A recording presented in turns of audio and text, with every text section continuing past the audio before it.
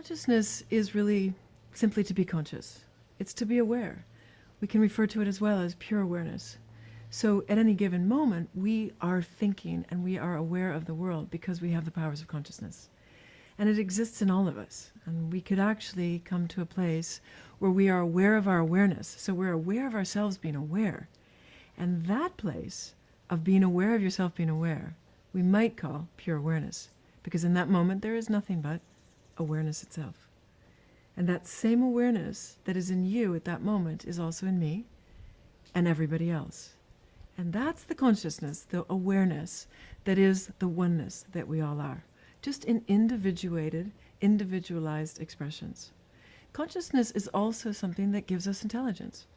So again, when we look at the existence and the evolution of our world, we know that first there was nothing but a kind of a quantum soup, let's say, subatomic particles, fluons and quarks floating in this universe with only one element from the periodic table, and that was helium. But that movement ultimately creates friction, and we know friction creates heat, and heat blows up into a star. And now the first star is born, and in that first star, helium heats up, and it converts into the next periodic element. And one after another, each one heavier than the one before it, drops to the center of that star where it's the hottest and where it continues to grow, to get hotter and hotter until it converts into the next thing. And you have this chain of events that creates the atomic matter, the world that we now live in. And you could say then that all of existence comes from the belly of that first star, right? Our chemistry clothing comes from the belly of that star. In many ways, we are the stars come alive. We are the patterns of light and energy come alive. But you still can't explain, where does your intelligence come from, right? And that's consciousness. Consciousness is what gives us our intelligence. And to take that even further, to think about this, at any given moment, you could be just sitting, enjoying a meal or, watching a movie. In that moment, you have so many thousands of different processes going on inside your body. You're thinking, you're perceiving, you're digesting, you're metabolizing, you're breathing, your circulatory system is flowing. You're healing, right? Some people, even have their reproductive. They're making a baby, let's say. A woman might be pregnant and growing a baby. If you think about what it is, just this human body, it's a miracle. It's extraordinary. It has its own intelligence that doesn't even need us to think about how to make it work or turn some switch or press some levers. That's a phenomenal intelligence. Where does it come from? Your body is conscious, right? And so when we talk about what is consciousness, it's easy to say, oh, maybe that's just some spiritual silliness, let's say, or that's something that's intangible. I don't know. Somebody once told me, my wife and I, we don't do yoga. We don't do spiritual things, he said. This is a family friend. It's too spiritual for us. And I said to myself later, well, the word spiritual comes from the Greek word espiritus. What does espiritus mean? It means breath. And yoga is really a science of the breath.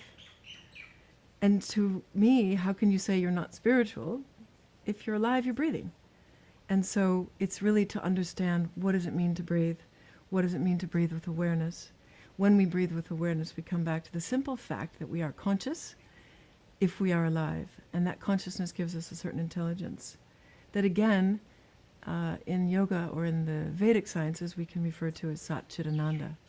And what Sat Chit Ananda does, Sat, truth or pure being, consciousness, which is intelligence, that's the Chit, and Ananda, which is the bliss or the joy or the feeling of like ecstasy, you might say, when we are aware of who we truly are.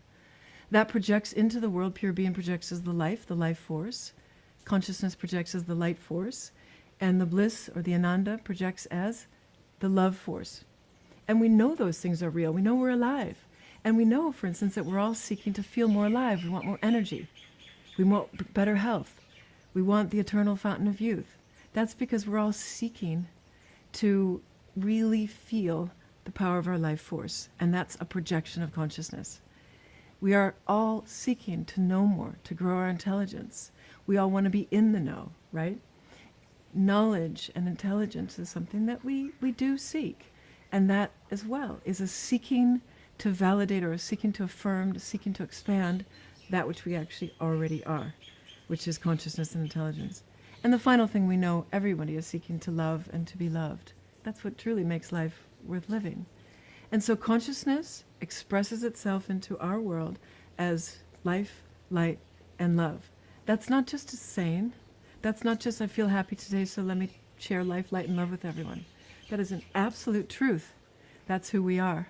And that is what gives us the knowledge of that, the accessing of that, the cultivating of that. That's what gives us our greatest joys. That's what makes our life worthwhile.